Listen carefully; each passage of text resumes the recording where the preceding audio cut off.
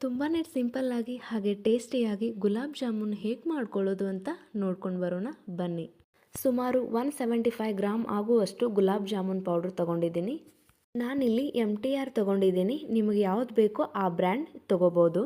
ಇದು ಸುಮಾರು 2 ಕಪ್ ಆಗುತ್ತೆ. ನಾನಿಲ್ಲಿ 3 ಕಪ್ ಸಕ್ಕರೆನ ತೊಗೊಂಡಿದ್ದೀನಿ. ಇನ್ನೂ ಸ್ವಲ್ಪ ಜಾಸ್ತಿ ಸ್ವೀಟ್ ಬೇಕೆನ್ನುವವರು ಇನ್ನೊಂದು ಕಪ್ ತೊಗೋಬೋದು.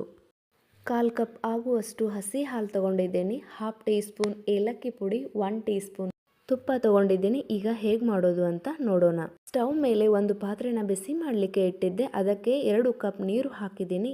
3 ಕಪ್ ಸಕ್ಕರೆ ಹಾಕಿ ಪಾಕ ರೆಡಿ ಮಾಡ್ತಿದ್ದೀನಿ. ಈ ಪಾಕ ರೆಡಿ ಆಗಲು 10 ರಿಂದ 15 ನಿಮಿಷ ಬೇಕು. ಏಲಕ್ಕಿ ಪೌಡರ್ ಹಾಕಿ ಮತ್ತೆ ಚೆನ್ನಾಗಿ ಕುದಿಯಲು ಬಿಡಬೇಕು. ತೆಳು ಪಾಕ ಬೇಕೆಂದರೆ ಇನ್ನೂ 1 ಕಪ್ ನೀರು ಹಾಕ್ಕೊಳ್ಬೋದು. ಇವಾಗ ಇದು ರೆಡಿ ಆಯಿತು. ಇದನ್ನು ಕೂಲ್ ಆಗೋಕೆ ಬಿಟ್ಟಿದ್ದೆ. ಇದನ್ನು ಒಂದು ಬೌಲ್ಗೆ ಸರ್ವ್ ಮಾಡ್ತಿದ್ದೀನಿ. 1 ಬೌಲ್ಗೆ ಗುಲಾಬ್ ಜಾಮೂನ್ ಪೌಡ್ರ್ ಹಾಕಿದ್ದೀನಿ. ಇದಕ್ಕೆ ಸ್ವಲ್ಪ ಹಾಲು ಹಾಕಿ ಕಲಿಸ್ತಿದ್ದೀನಿ.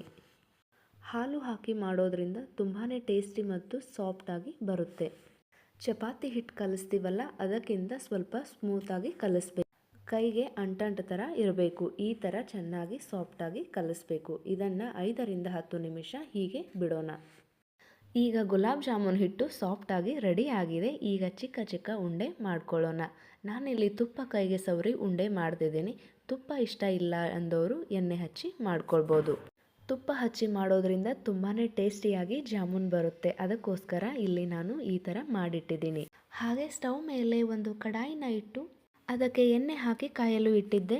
ಎಣ್ಣೆಯಲ್ಲಿ ಜಾಮೂನ್ ಉಂಡೆನ ನಿಧಾನಕ್ಕೆ ಈ ಥರ ಹಾಕಬೇಕು. ಇವನ್ನು 1 ರಿಂದ 1.5 ನಿಮಿಷನಾದರೂ ಮೀಡಿಯಂ ಫ್ಲೇಮಲ್ಲೇ ಬೇಯಿಸಬೇಕು. ಬ್ರೌನ್ ಕಲರ್ ಬರೋವರೆಗೂ ಈ ಥರ ಬೇಯಿಸಿ. ಜಾಮೂನ್ ಯಾರಿಗೆ ಇಷ್ಟ ಇಲ್ಲ, ಚಿಕ್ಕವರಿಂದ ದೊಡ್ಡವರವರೆಗೂ ಇಷ್ಟ ಆಗುತ್ತೆ. ಎಣ್ಣೆಯಲ್ಲಿ ತೆಗೆದಂತಹ ಈ ಜಾಮೂನನ್ನು ಅವಾಗಲೇ ರೆಡಿ ಮಾಡಿದಂತಹ ಸಕ್ಕರೆ ಪಾಕಕ್ಕೆ ಇದನ್ನು ಹಾಕ್ತಿದ್ದೀನಿ. ಸಕ್ಕರೆ ಪಾಕ ಅಥವಾ ಎಣ್ಣೆಯಲ್ಲಿ ಕರಿದಂತಹ ಜಾಮೂನ್ ಈ ಎರಡರಲ್ಲಿ ಒಂದಾದರೂ ಸ್ವಲ್ಪ ಬಿಸಿ ಇರಬೇಕು. ಇದು ಪಾಕವನ್ನು ಹೀರಿಕೊಳ್ಳಲು ಸಹಾಯ ಆಗುತ್ತೆ. 3 ರಿಂದ 4 ಅವರ್ ಹೀಗೆ ಬಿಡಿ.